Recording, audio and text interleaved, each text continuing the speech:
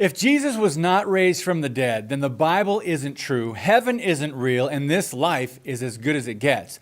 But thank God the evidence proves otherwise. Christianity stands or falls with the resurrection of Jesus Christ, and for over 2,000 years, no one has proven it to be false. Stay tuned for 5 big reasons you can trust the Bible.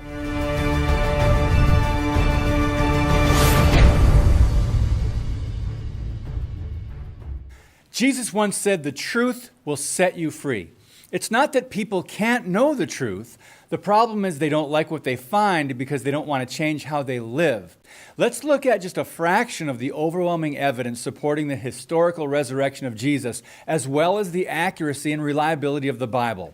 First, even liberal scholars and historians agree on these basic facts. Jesus was publicly executed and died by crucifixion. His tomb was empty. The body was missing. His disciples believed he rose and then appeared to them. James, a former skeptic and half-brother of Jesus, was suddenly changed. The church persecutor Paul was suddenly and radically changed. So how do you explain the fact Christianity rapidly expanded in the first century? Within one generation of the death of Christ, this movement spread from Israel to Europe, Africa, and Asia. Where did it start? And is there a way to know for sure? Well, in Luke chapter 1, verse 4, he gives the reason for his gospel, so that you may know the exact truth about the things you have been taught. Christianity is the only religion which bases its faith on a verifiable event. Second, if you're not a believer yet and are skeptical about the Bible's claims, consider a few ancient historians. According to Thallus, there was a darkness during the day for 3 hours, followed by an earthquake that occurred at the point of Jesus' crucifixion.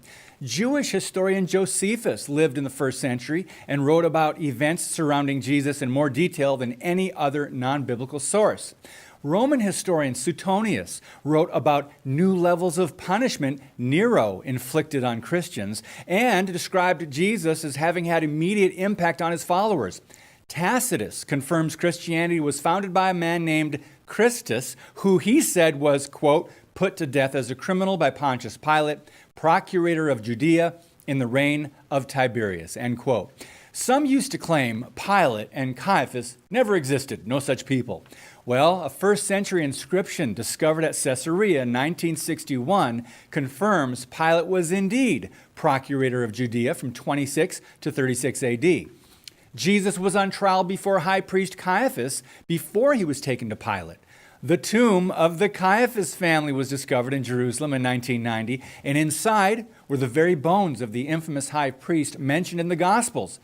History and archaeology are very inconvenient for mockers and skeptics. Third, this is one of the most compelling proofs of the resurrection of Jesus. Thousands of people saw Jesus' miracles. At least hundreds of people were eyewitnesses who saw him after being raised from the dead, and many were mentioned by name in the Bible. You better have your facts straight if you name names. The eyewitnesses include Mary Magdalene, the other women at the tomb accompanying Mary, the Roman guards, the 11 disciples, 2 others on the road to Emmaus, over 500 people at the same time, and then James and then Paul. Now, Jesus lived on earth another 40 days before ascending to heaven, so it's safe to suggest there were probably many more eyewitnesses. Fourth, this is such an important point regarding the resurrection of Jesus. We have books in the New Testament that were written during the period when eyewitnesses were still alive. At least 2 books may have been written within 15 years of the resurrection. No wonder the Jews and the Romans could not refute the facts. Now, the Bible includes both primary and secondary sources of reference. Primary means the books were written by eyewitnesses, while secondary means other books were written by men who interviewed eyewitnesses, those who actually saw the events. Now, fortunately for truth seekers, there's an abundance of historical manuscript evidence in both categories. Fifth, and finally, if it was a lie, what were the motives of Jesus' disciples? Certainly not popularity. Experts suggest when a conspiracy is formed, there are basically these motivating factors: money or greed, power or fame, lust or sexual passion. Now, most of the disciples were killed for their faith. Christianity faced huge obstacles because it was a brand new movement. They had no money, They taught about love, sacrifice, self-denial, and they were subject to the most intense hatred and persecution. Why then have so many Christian martyrs through the centuries been willing to go to prison or even die for their faith instead of deny Jesus? Well, the only logical reason to believe the gospel is because the resurrection actually occurred. The Jews and Romans could not refute Jesus' resurrection and stop Christianity from spreading. Why? Because they could not. There are no second chances after you die. You can ignore the evidence and deny the truth, or acknowledge the resurrection of Jesus, believe in him, confess your sins and be forgiven, then have everlasting life. This could be the most meaningful Easter season you will ever have.